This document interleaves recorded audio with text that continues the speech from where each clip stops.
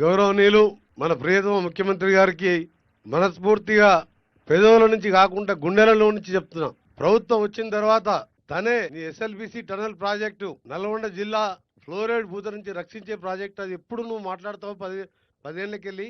దాంతోపాటు బ్రాహ్మణ వెలువల ప్రాజెక్టు అది 80% పూర్తయింది.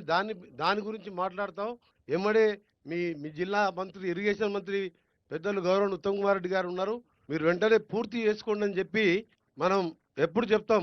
అమ్మాయినా అడగనే అన్నం పెట్టదని. నేను అడగలే వారిని, కొద్దిగా సెట్ అయినాక అడుగుదాం ఎస్ఎల్బిసి గురించి అని. కానీ గౌరవ ముఖ్యమంత్రి గారే ఆయన పిసిసి ప్రెసిడెంట్గా, అంతకుముందు ప్రతిపక్ష నాయకునిగా మేము మాట్లాడేది కానీ అతనికి సొంతంగా దీని మీద ఉన్న నల్గొండ జిల్లా ఫ్లోరైడ్ సమస్య వారికి తెలుసు కాబట్టి వారు వెంటనే ఎంత ఖర్చైనా సరే ఈ ప్రాజెక్టు పూర్తి చేయాలని చెప్పి ఇరిగేషన్ శాఖ మంత్రి గారికి మాకు చెప్పి ఈరోజు పనులు మొదలు పెట్టించినాం.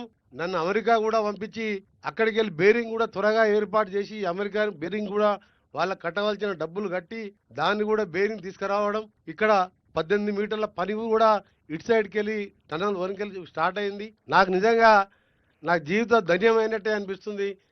ముఖ్యమంత్రి గారి నాయకత్వంలో ఇదే జిల్లాకు ఇరిగేషన్ మంత్రిగా ఉండడం, వారు ఎప్పుడు చూసినా దీని గురించి ఆలోచిస్తూ, మీరు చూసి 2 నెలల్లో ఒక 20-30 సార్లు ఈ ప్రాజెక్టు గురించి రివ్యూ చేసినంటే మామూలు విషయం కాదు. ఒక ముఖ్యమంత్రిగా ఎన్నో సమస్యలు ఉంటాయి.